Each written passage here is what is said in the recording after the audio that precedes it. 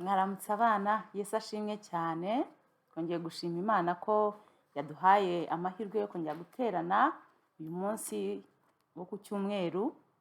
Ndashima Imana nyine yuko twongeye kubona akanya ko guhimbaza Imana. Nizere ko mumeze neza, amasomo yagenze neza, ejo mwaruhutse neza. Rero reka dutangire dusenga, dutangire amateraniro yacu dusenga, twifate neza kwa kundi twubaha Imana dusenge.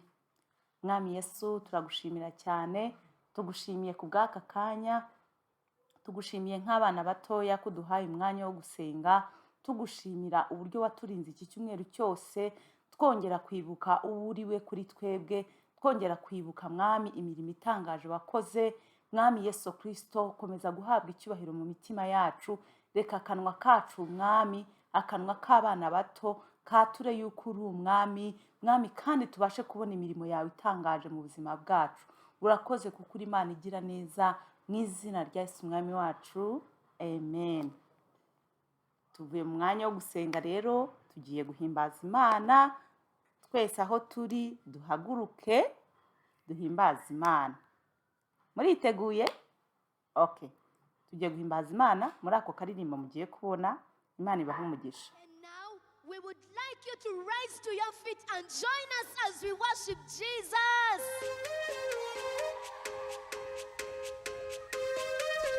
Come on, put your hands together like this. Come on. Hey.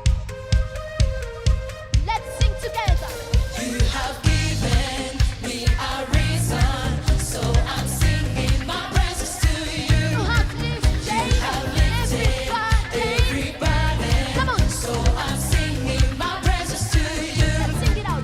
It's a brand new day, brand new day. So I give you praise.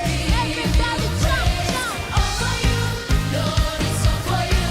You're the reason that I lift my voice and give you praise.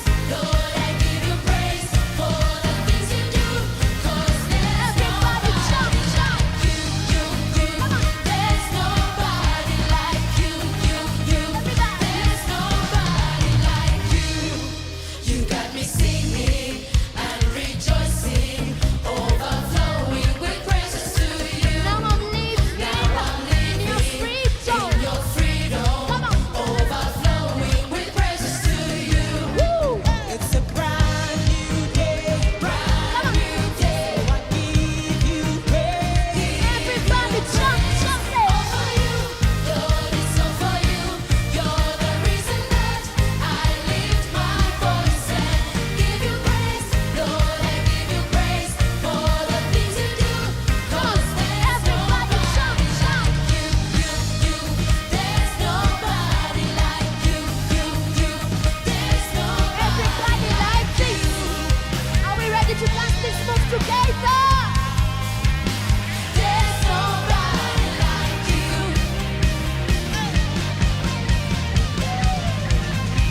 There's Jump nobody together like like this. you. Now where you are, I just want you to join us as we dance this move together.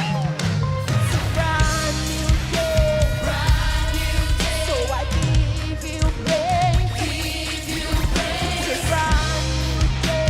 Brand new day. So I give you praise. Everybody like this brand new day. Brand new day. So I give you praise. Give you praise. Brand new day. Come on. So I give you praise. 1, 2, 3, we say. Lord, it's all for you. You're the reason that I lift my voice and give you praise. Lord, I give you praise for the things you do. 'Cause there's nobody like you. There's nobody like you. There's nobody like you. There's nobody like you. There's nobody like you. Give Jesus a big shout of praise.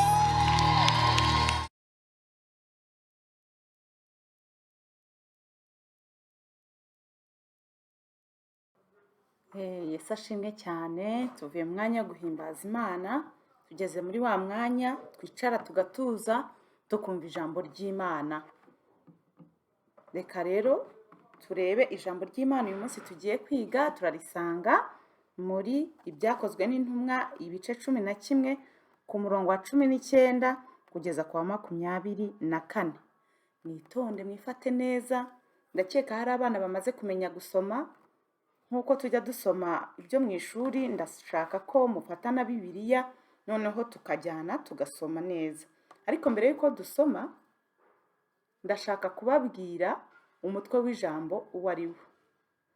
Umutwe w'ijambo w'uno munsi uravuga ngo ubutumwa bwiza bukomeza kwamamara. Ubutumwa bwiza bukomeza kwamamara. Ikibazo nyamukuru kirabaza ngo ubutumwa bwiza ni iki? Ubutumwa bwiza ni inkuru nziza y'uko Imana yatanze Yesu Kristo akaza mu isi gupfira ibyaha by'abantu. Icyo nicyo kibazo nyamukuru. Inyigisho ikaba yavugaga ngo ubutumwa bwiza bukomeza kwamamara. Reka dusome twumve uburyo bwamamaye. Nuko abatatanijwe n'akarengane katewe n'ibya Stefano bagera i Foyinike n'i Kupuro no muri Antiyokiya. Ari nta wundi babwira ijambo keretse Abayuda bonyine. Ariko bamwe muri bo b'i Kupuro n'ab'i Kurene bageze muri Antiyokiya bavugana n'Abagiriki, nabo bababwira ubutumwa bwiza bw'Umwami Yesu. Ukuboko k'Umwami kuba kumwe nabo. Abantu benshi barizera bahindukirira Umwami. Iyo nkuru irumvikana igera mu matwi y'itorero ry'i Yerusalemu. Batuma Barinaba muri Antiyokiya.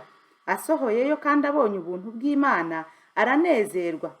Abahugura bose ati, mugume mu Mwami Yesu mumaramaje mu mitima yanyu.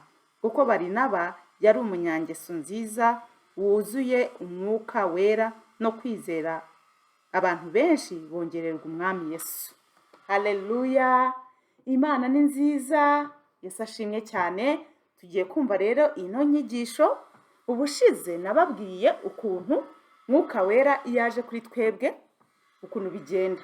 Twavuze yuko Mwuka Wera yaje mu mitima yacu aradufasha, araduhumuriza, yarangiza akatwemeza iby'ibyaha byacu.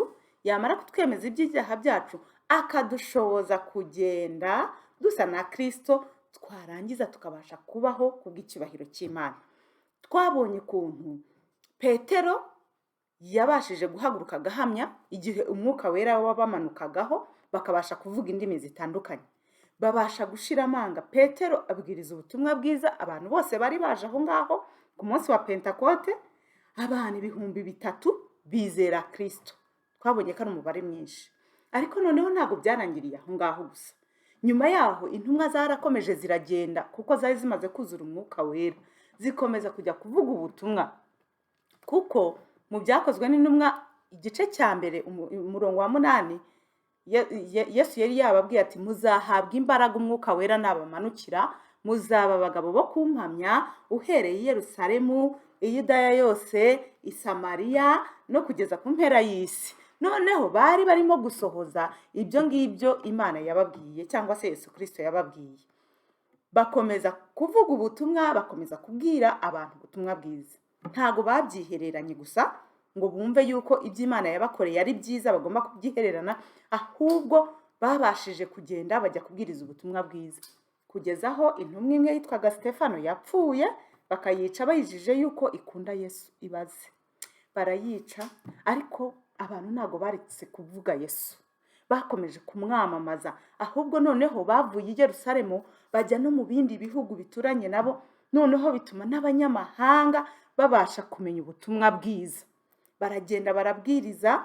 Babandi bavuye muri Yerusalemu bageze muri Antiyokiya, babwiriza Abanyantiyokiya. Abagiriki bari bariyo bamenya ubutumwa bwiza, nabo buzura umunezero, bizera Yesu Kristo. Murumva icyo kintu atari cyiza? Kubera yuko nicyo tubereyeho. Noneho ngo abitorero by'i Yerusalemu babyumvishije, babasha guhaguruka batuma umugabo witwaga Barinaba. Barinaba nawe yizeraga Yesu Kristo. Ajya kubareba, arabakomeza, ababwira iby'ijambo ry'Imana, arababwira ati, mukomere mukomeze mumaramaze mu mitima yanyu, ntimureke umwami Yesu kandi mumwizere. Noneho ngo bakomeza kumwizera baranezerwa, Imana nanone ngo ibongerera abandi bantu bakizwa. Abantu benshi ngo baza kuri Yesu Kristo. Mwari muzi yuko Imana inezerwa iyo abantu bahindutse, iyo abantu bakomeje kwizera Yesu Kristo, kubera yuko Imana kubera urukundo rwayo yazanye Yesu Kristo kugira ngo apfire abari mu isi bari buzuye ibyaha, harimo njyewe, harimo nawe wicaye urimo kumva. Noneho iyo twizeye mu ijuru ngo barishima, ndetse natwe dukwiriye kwishima. Imana ishaka ko twishima. Tujya twishima iyo habaye birthday, tugakata keki tukarya, cyangwa se abana mu rugo iyo havutse umwana tukabona abapapa bazanye indabyo, kadi, ibintu byose. Ariko se ni kangahe tujya twishima iyo abantu bamenye Kristo, abantu iyo bizeye umwami Yesu Kristo? Bana bato rero, uyu munsi ikintu nshaka ko twibandaho cyane ni uko tugomba kumenya yuko dufite inshingano yo kubwira abantu ibya Kristo, bakamenya Kristo, mukamamaza Kristo nk'uko izi ntumwa zamwamamaje.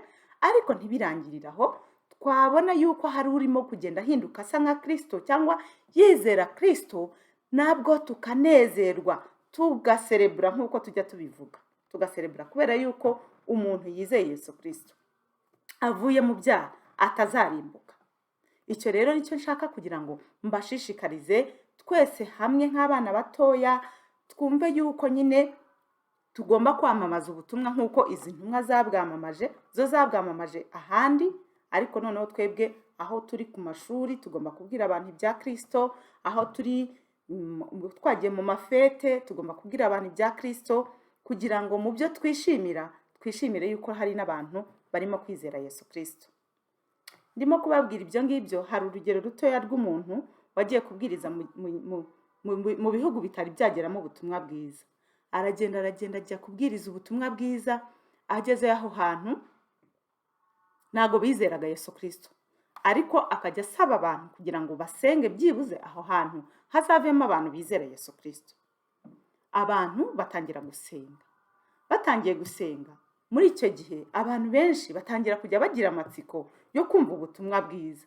Noneho ba bantu, uwo mugabo n'umugore bari bajyanye n'abana babo, batangira kugira inshuti. Izo nshuti nazo zizera Yesu Kristo. Zimaze kwizera Yesu Kristo, nazo zibwira abandi nyine b'abaturanyi babo ibya Kristo.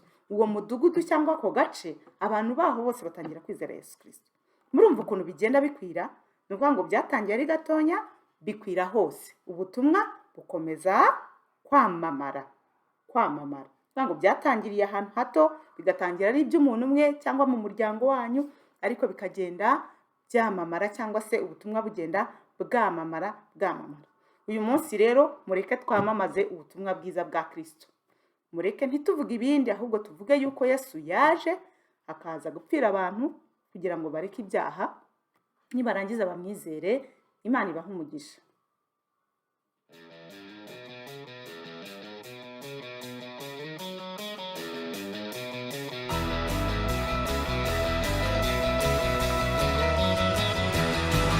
Good news, Jesus was born. Good news, He died on the cross. Good news, He rose again. Good news, He's coming back soon. Good news, Jesus was born. Good news, He died on the cross. Good news, He rose again. Good news, He's coming back soon.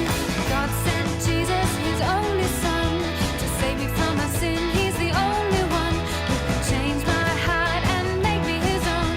He saved me, He loves me, my heart is His home.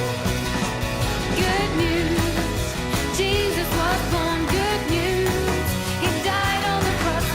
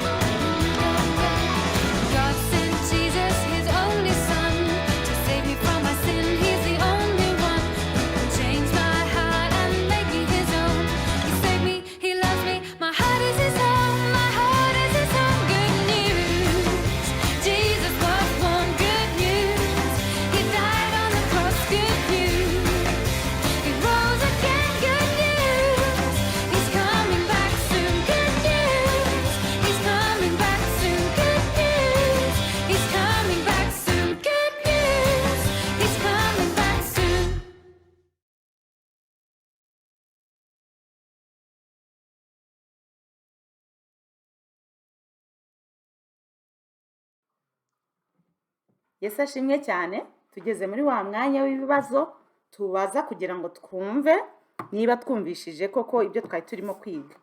Inkuru y'uno munsi yavugaga kuki? Ni mu kihe gitabo twasomye? Okay. Inkuru y'uno munsi iravuga ubutumwa bukomeza kwamamara. Tubisanze mu byakozwe n'intumwa ibice 19 kugeza ibyakozwe n'intumwa ibice 11 kuva ku murongo wa 19 kugeza kwa 24. Noneho ikindi kibazo kiravuga ngo ese ab'i Yerusalemu bumvisha yuko abanyantiyokiya muri Antiyokiya bizeye Kristo baranezerewe cyangwa byarabababaje? Baranezerewe bohereza inde Barinaba kugira ngo abafashe. Arabafasha nawe anezerewe, hakomeza kuboneka n'abandi bizera Kristo. Noneho reka mbabwire icyanditswe cyo tugiye gufata mu mutwe. Turagisanga mu Ngoma za Mbere umurongo igice cya 16 umurongo wa 31. Ijuru rinezerwe, isi yishime, bavugire mu mahanga bati Uwiteka ari ku ngoma. Dusubiremo. Ijuru rinezerwe, isi yishime, bavugire mu mahanga bati Uwiteka ari ku ngoma. Imana ibaha umugisha rero. Mwakoze gukurikira. Mushimire ba mami baba babahaye ibikoresho byo kugira ngo dukurikirireho ijambo ry'Imana. Imana ibaha umugisha cyane. Reka dusenge mbifuriza icyumweru cyiza kandi muzagira amasomo meza nimujya ku ishuri. Mwami Yesu turagushimiye cyane, tuguhaye icyubahiro, tugushimiye yuko mwami watwemereye muri bamwe bamenye ubutumwa bwiza bwa Kristo, natwe tukabumenya bw'uko Yesu Kristo yaje kugira ngo acungure abanyabyaha. Twebwe nk'abana batoya natwe twagize amahirwe yo kubimenya ndetse turanabyizera, twizera Kristo. Turasenga rero kugira ngo mwami nk'uko washoboje ziriya ntumwa nubwo hari akarengane gakomeye zikabasha kukwamamaza, zikabasha kwamamaza ubutumwa bwiza, natwe turasenga mwami nk'abana b'Abanyarwanda kugira ngo usuke umwuka wawe wera ku bana b'Abanyarwanda, tubashe gushira amanga, tubashe kuguhamya, ndetse mwami Imana abana benshi babashe kwizera Kristo. Nibamara kumwizera babashe kuberaho we.